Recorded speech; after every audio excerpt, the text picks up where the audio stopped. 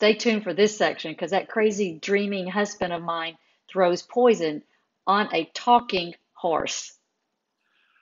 So I left that area and I went to Lake Houston, which I live close by and very familiar with. I cycle across the bridge, the Lake Houston Bridge, on a weekly basis. And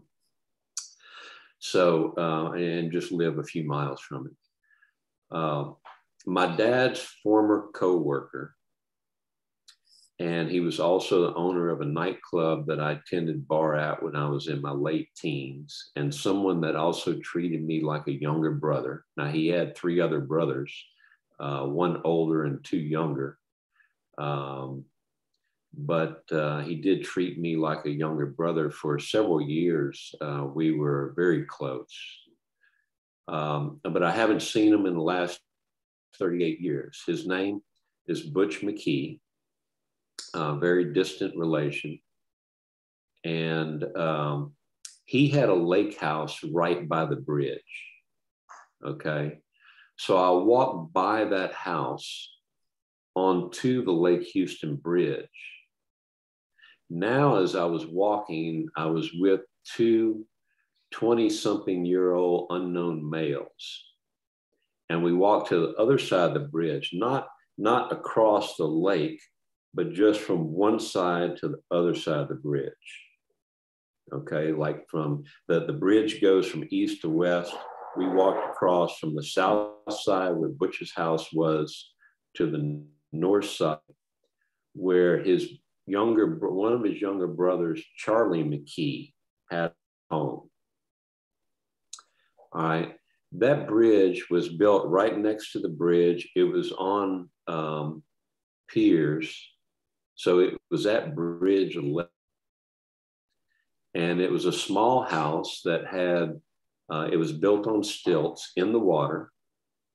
And there was a pier off the back of the house, parallel to the bridge, that we walked out onto, me and the other 2 guys. We walked onto the end of that pier and looked down into crystal clear water, which Lake Houston is not crystal clear water. It's the flip side of that. Okay, it's muddy and it's brown.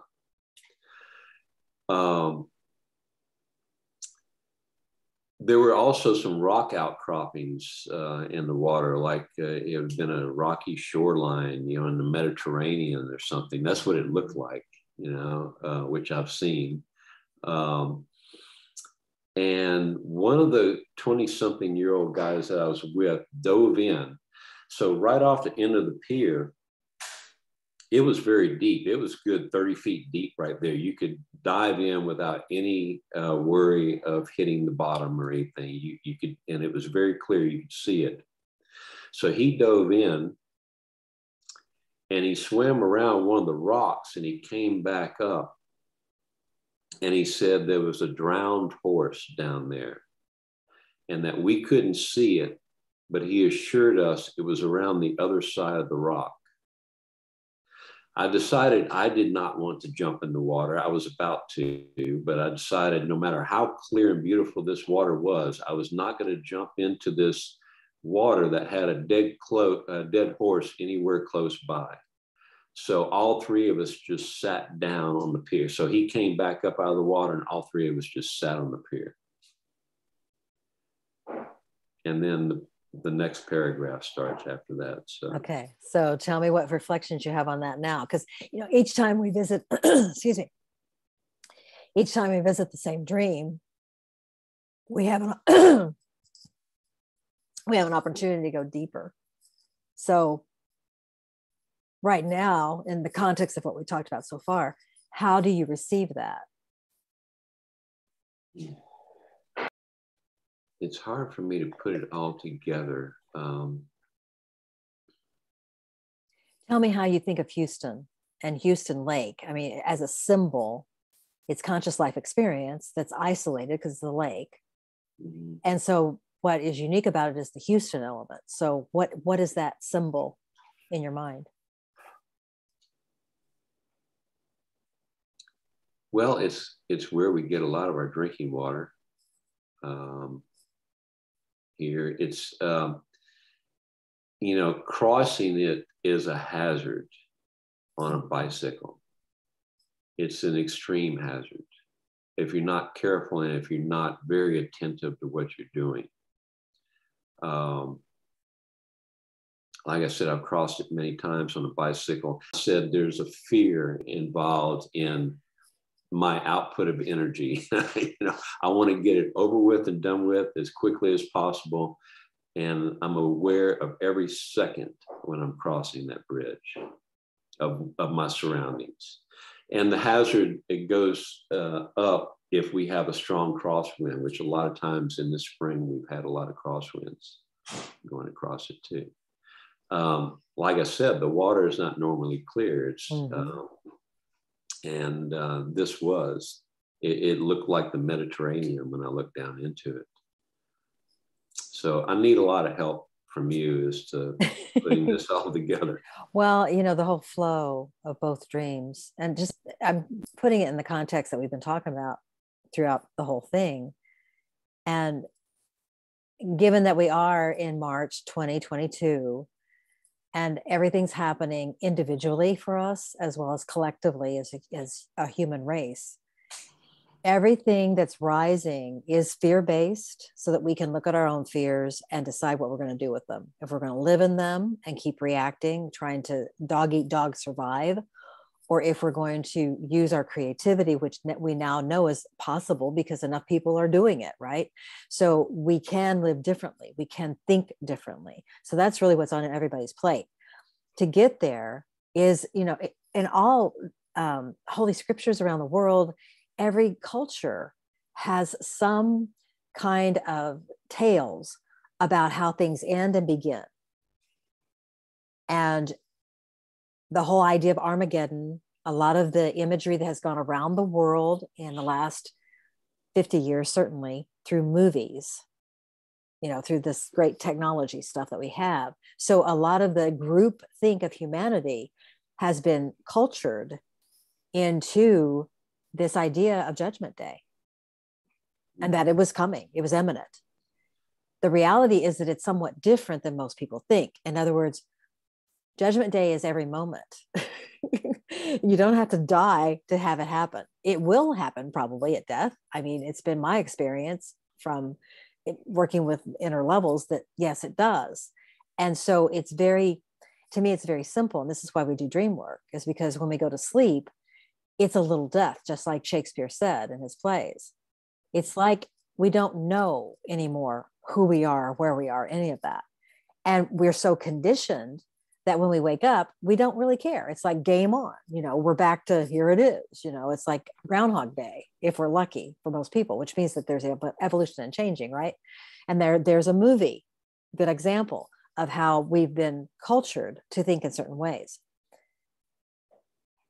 The dreams and the way they progressed, and we talked about them today, and the whole advent of Kundalini worldwide in human beings is in this dream. I mean, you're looking at the bridge is an image of crossing over. You know, the Buddhists did that the most with their mythologies and stories of crossing to the other side, the other shore, which usually in most people's minds means death, physical death. When in reality, it's any change, it's any transition. It's growing up, it's graduating from school, it's getting married, it's having a child, it's having a child die, it's in being an entrepreneur, starting a new business. Any time that you're starting something, creating something, setting it into motion, you're moving across to another shore. And so that's the depth of the imagery. And this is above a lake that consciously in your waking life, you look at and you think, this is desolation. This is physical death. This is awful. This is dirty. It's hazardous. But in the scope of everything, it's not that at all. And you have navigated that bridge many times. You've been navigating it from fear. The dream, I think, is trying to give you an image that you don't have to have fear as a motivator anymore. And indeed, because you are about the Om challenge, and this is the first dream to have after the first day, it's giving you that picture. That there doesn't have to be any fear in this at all, because there really isn't. there's no fear in this. You cannot fail with the Om challenge.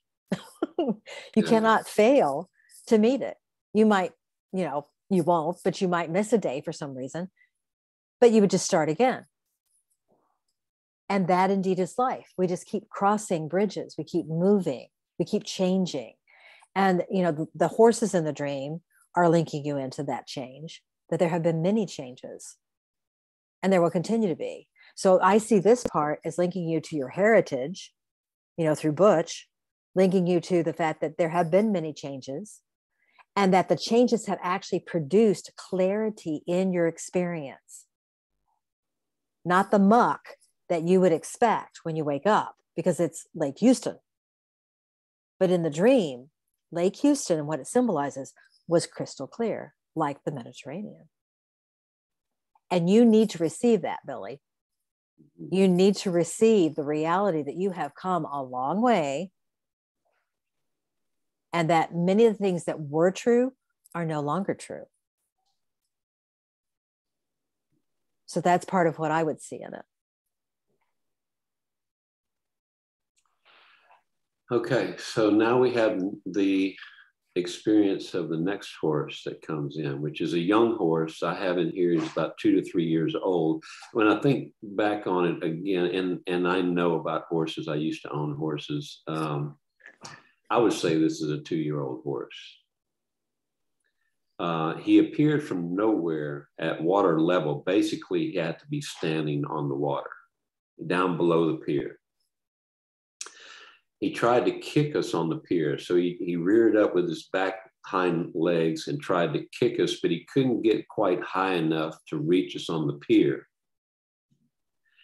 And so I grabbed the sack of powder that I had purchased earlier from the feed store, and I sprinkled some in the water at his feet.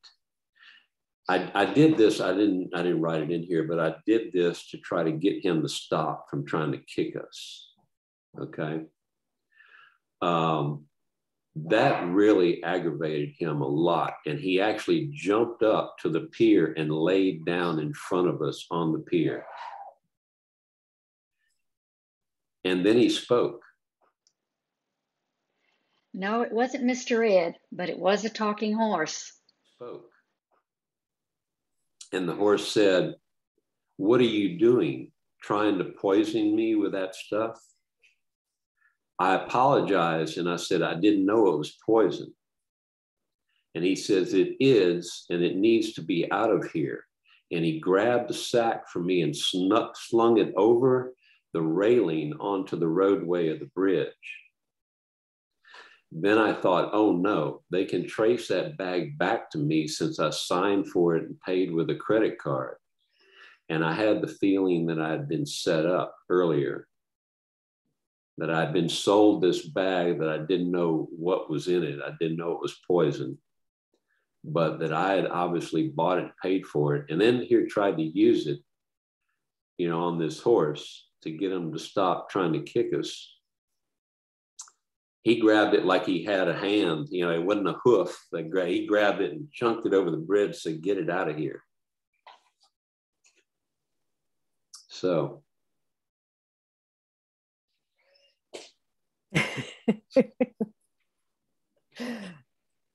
Conscious will. The 2 to 3, you got the duality again coming up. You've got adolescence coming up again. So, it's a prompt maybe to think about how you're going to view willpower now. One of the things that comes to my mind is it's really easy when someone is about a discipline, and discipline, of course, requires will. It's all about will. It's getting what you want. That's what discipline is.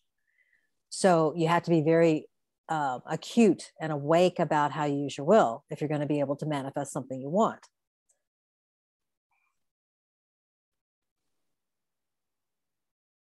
In that process of creation, because it is creation, everybody that I've ever known, and certainly people that I've engaged as teachers and students, reach points. It's like a flow. It's not like it's a crossroads, although it can be, but it's more like a flow, a wave. And so you go up and down and up and down and up and down. And so there's this baseline of down and a top line, of the top, and you hit those points. So that's how I see the movement of the will in terms of choices that we make. Because have you ever thought about willpower? Now, it's not want power, it's willpower. Let's see how that is entangled in Billy's dreams. Because there are choices that will turn us back down into descent that then will stimulate an ascent, an ascension. So we have this constant movement of flow. That's really, I guess that would be similar to biorhythms as well, right? Good connection. Yes, absolutely. Heartbeats, the yin yang interaction, all of that. And that's beyond judgment. That's not saying that up is good and down is bad. That's the neutralization of all that. And I think what you're working through with the dreams, the subconscious mind is helping you to work with, is that it's to neutralize the extremes. And so the horse tells you that this is poison.